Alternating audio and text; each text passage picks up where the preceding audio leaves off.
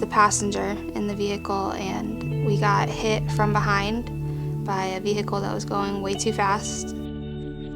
I ended up rolling 7 times on the guardrail on I-4. The 2 people in the vehicle with me, they didn't make it. They were ejected because they weren't wearing their seatbelts. When you're on a call as a trauma surgeon that night, the first thing you get is a trauma alert telling you you have a young patient, and in her case, it was a serious motor vehicle accident with rollover. We were waiting for a long time because it took them almost an hour to get Peyton out of the car.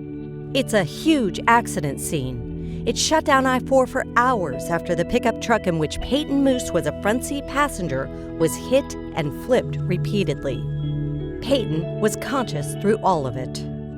So when I stopped rolling, I had actually looked up and saw the light. There was a street light right above me, and one of the witnesses was talking to me through the windshield. Once I realized that he couldn't get me out and that they weren't coming fast enough, I actually had told him to tell my mom I loved her.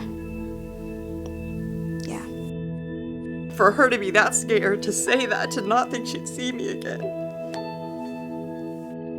When finally freed by emergency workers, Peyton was rushed to the Level 2 Trauma Center at Central Florida Regional Hospital. She complained about pain in her chest and her abdomen, and her vitals were she was significantly tachycardic.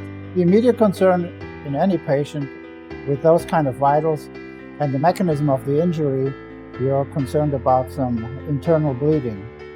That turned out to be the case with Peyton. There were 9 internal bleeds, a collapsed lung, 7 broken ribs, and nerve damage to her leg and foot.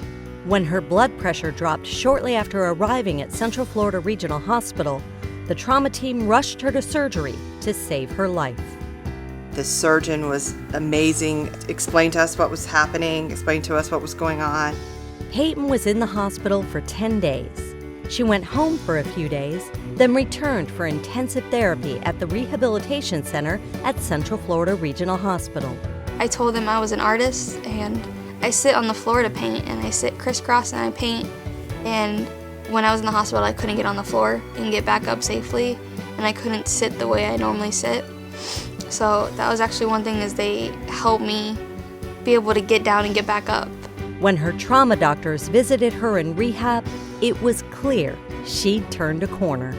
She was doing normal stuff for a girl of her age. She had friends there, and she had a flow of people stopping in to see her from the hospital. I think that was the first time when I really thought, she's gonna be okay.